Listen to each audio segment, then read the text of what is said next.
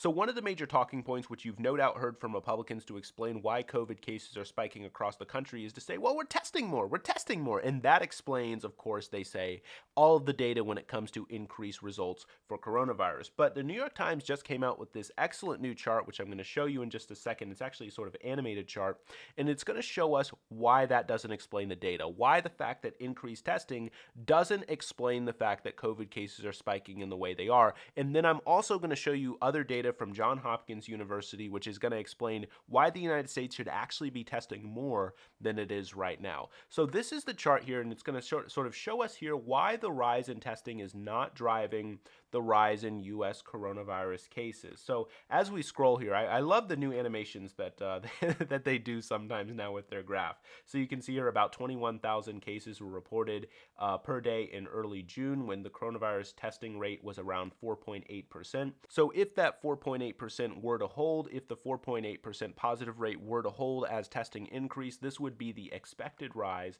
And then as you can see here, the actual rise being significantly more. So it explains it like super clearly, right? If that 4.8% number were to have held as coronavirus cases, as coronavirus testing continued to increase, we would be here, but actually we are over here. Now, of course, though, the thing, as it briefly mentioned there, and this is the really, really important part, which is going to explain why we should be testing more, is the fact that when we increase testing, the numbers should go down. The number should go down. The percentage rate obviously should go down, right? Like, for instance, hypothetically, if I were to test, if suddenly the United States government were to test every single person in America, obviously the positive rate would go down, right? Because you've tested so many more people, right? Then you get a real picture of how many people in the country are actually infected. It would give it, right? Like, hopefully the number would go down, right? Hopefully the percentage would go down, but obviously you would have way more cases because you've just tested way more people, but the percentage would go down, right? Simple fractions here.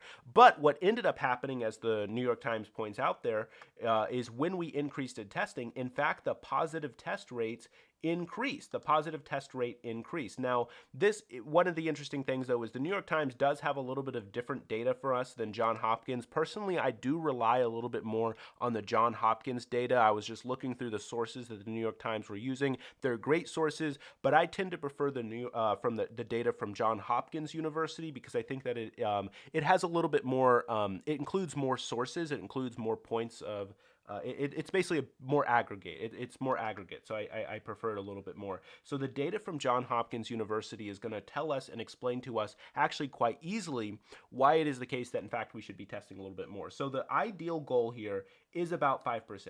You can sort of move it here and you can see the other countries there. But the ideal goal they aim for, that most people say, is that we should try to target the positive rate to about 5% and have it be below 5%.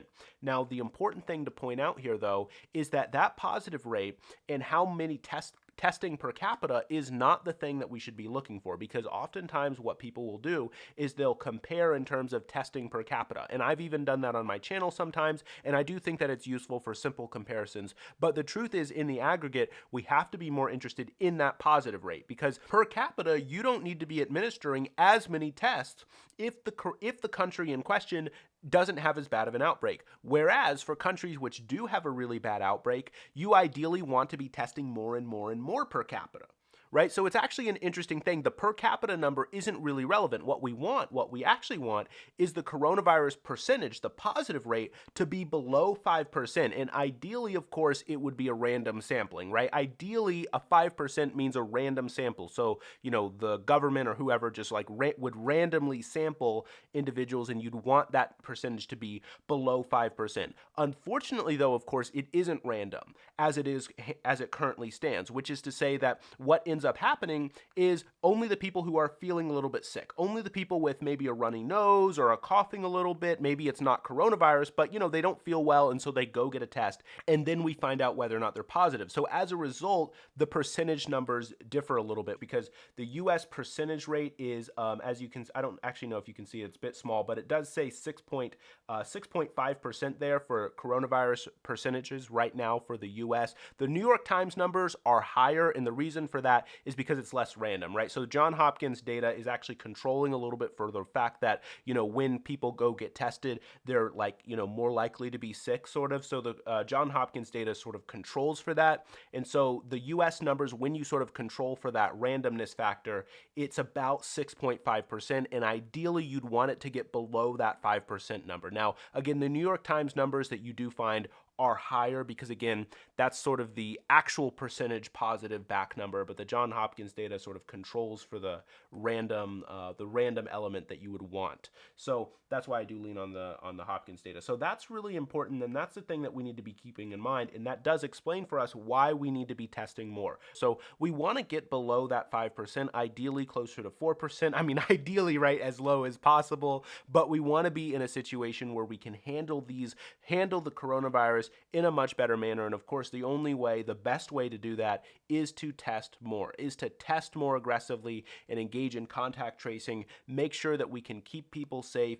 and engage in social distancing and fund businesses in such a way so that if it is safe to reopen in that area, that they can have the masks, gloves, various kinds of shields and protectors that they may need in order to operate safely, so that they can not only operate safely, but continue to operate safely into the future, and we don't have future outbreaks and future hotspots in areas that are starting to reopen. And so I just wanted to show you guys that chart because I just thought it was such a great chart, so easy to visualize, so easy to understand why it is the case that, when Donald Trump and the Republicans come running out and, telling us how, oh, well, the reason why cases are going up is because of the fact that, of course, that we're testing more, why that's ultimately a myth, why that's ultimately not true. And not only that, but explain to you guys why it's important that we need to be continuing to test, and we need to continue to test more and more than we are right now. All right, you guys, if you liked the video, I'd really appreciate it if you'd hit the like button and consider subscribing. Thanks.